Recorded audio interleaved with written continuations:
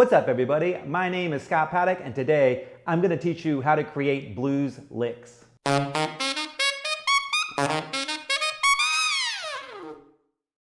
If you enjoy my YouTube content, I would really appreciate it if you would subscribe to my channel, give me a thumbs up, and share it with your friends.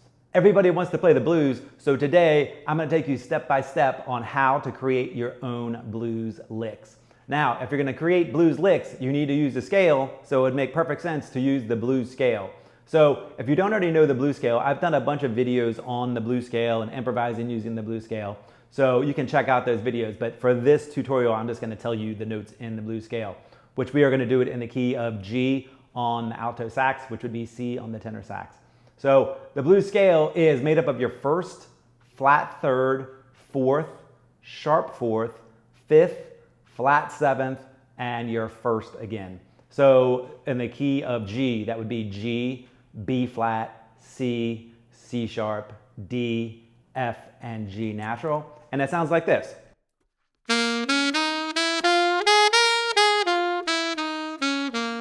As you can hear, it already sounds like a musical idea when you just play the scale itself. So if we tweak it a little bit more and come up with a little strategy on how to make it sound like different kinds of licks, then you can really play some blues licks using just the blues scale.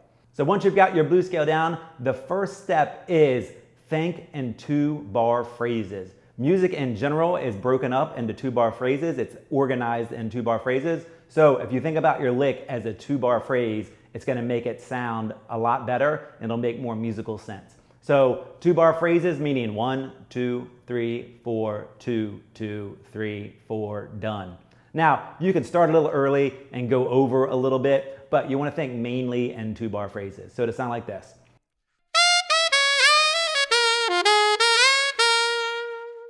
Two-bar phrase.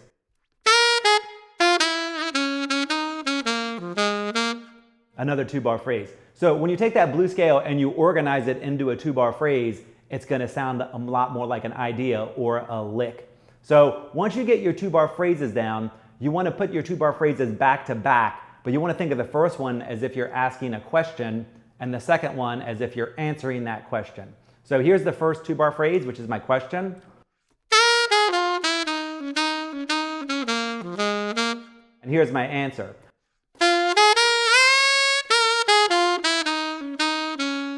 So when it comes to creating these licks, you're basically having a conversation with yourself. You're asking yourself a 2-measure question, and then you're answering with a 2-measure answer. So it sounds like this.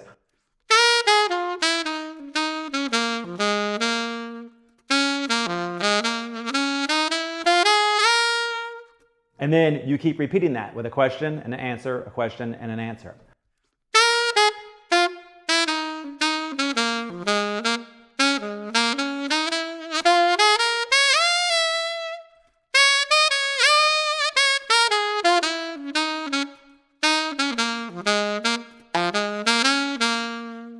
Question and answer, 2-bar phrases, that is going to help your licks sound like they're organized and they make musical sense. If you're checking out this video on creating blues licks, I'm guessing that you're early on in your improvisation journey. And if that is the case, I would like to invite you to check out my sax school, the Scott Paddock Sax School. In my sax school, I take you step by step through improvisation, teach you how to improvise using the blues scale, teach you how to read chord symbols, how to improvise using different scales, how to connect the scales, how to do all this stuff with improvisation. So if you are interested in furthering your knowledge and your ability when it comes to improvisation, check out the Scott Paddock Sax School. The next step is where a lot of people make a mistake when it comes to making up your own licks or your own solo ideas. And that is you need to be creative with your rhythm. If you just play a bunch of eighth notes,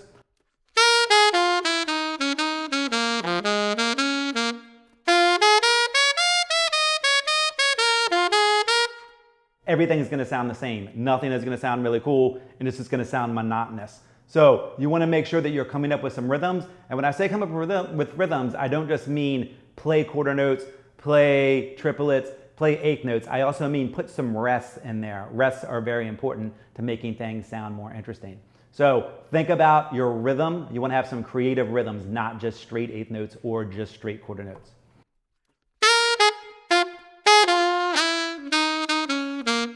That is a lot more interesting than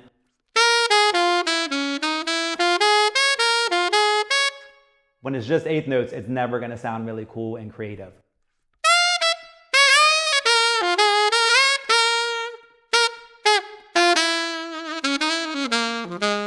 So come up with creative rhythms, and that's really gonna make your blues scale licks come to life. Next up is make something important.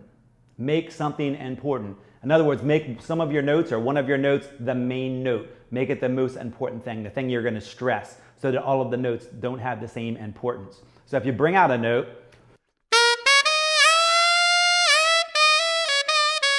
you could hear that high D, that was my main note. If I don't make it a main note, it gets very boring. So you want to make sure that you're bringing out something. You're going to make something more important. Now, it doesn't really matter what it is, but oftentimes it's going to be the long note, or if you're playing your blues scale, it's going to be the flat 5, the sharp 4, the same note. In this case, it would be the C sharp. When I bring that note out, it's very natural to make it a strong note, or it can be anything. And it can also be more than one, but you want to make some stuff more important.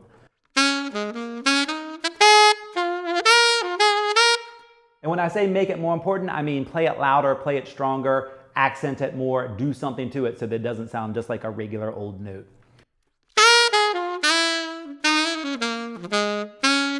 If I don't bring anything out,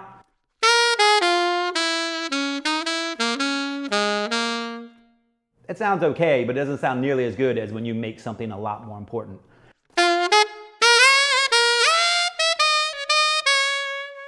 Another thing to consider when you're coming up with your blues licks is you don't necessarily have to use all of the notes all of the time. So you don't have to use all of the notes in the scale. You can go back and forth between just 2 or 3 notes.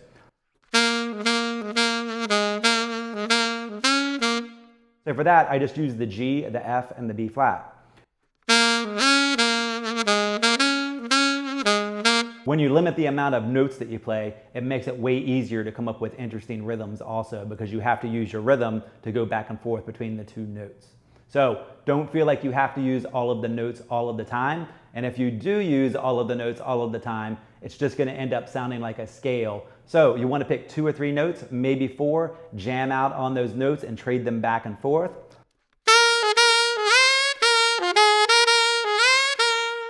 And then every now and then do a lick that has all of the notes.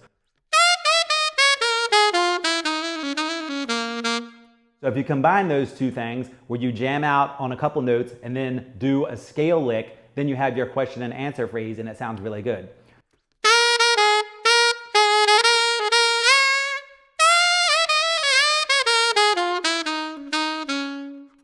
What we're looking for is contrast in what you're playing. In other words, we don't want everything to sound the exact same. So if you limit the number of notes you play, that's a way to contrast it with playing a lick that has all of the notes in it.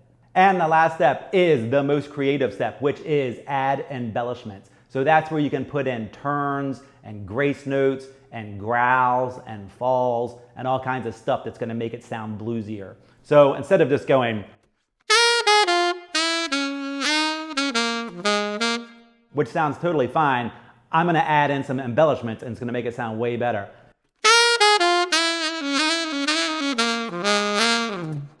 So when you add in that stuff, the embellishments, the turns, the falls, the growls, that's what is going to make your blues lick sound really cool.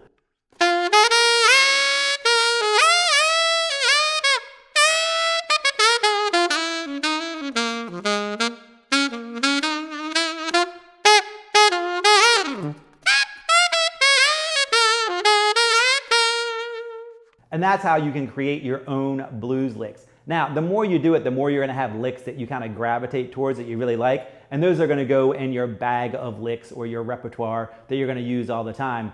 But when you create licks this way, you're gonna have an unlimited supply of licks that you can play, just making them up on demand. So it's not necessarily gonna be a lick that you've learned that you're trying to fit into a solo. It's just gonna be, you know how to create a really cool blues lick that you can put in any solo by using this strategy, step-by-step strategy of creating a blues lick.